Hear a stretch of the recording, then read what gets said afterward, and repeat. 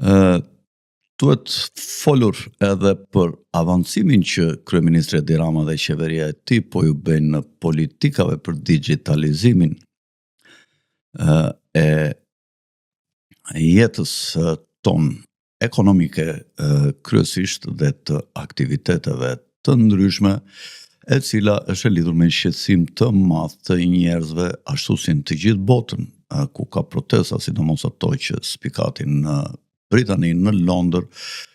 kundër sipërmarrjeve për identitetin digital, identitet cilin Shqipëria është disa hapa para, pasi e ka realizuar para shumë vjetësh dhe popullata shqiptare nuk kanë reaguar në lidhje me këta. Por në ndikimin edhe të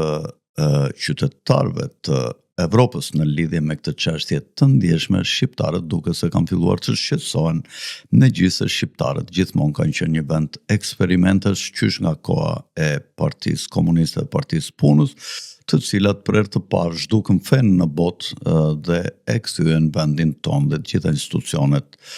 në institucione ateiste dhe njëkohësisht vendin papron cilin e aspirojnë sot disa institucione famkëqia siç është organizata e drejtuar nga Klaus Schwab, i cili deklaron se ju do të jetoni mbas vitit 2030 të lumtur, po pa prona, dhe ku flitet që të gjitha prona do shtetëzohen një lloj ashtu siç bëri komunizmi në lindje dhe sidomos në Shqipëri, po dhe në vende të tjera të cilat e kanë përjetuar në një masë shumë ekstreme këtë sistem politik ekonomik, siç është për shembull dhe Kambodgja nazi.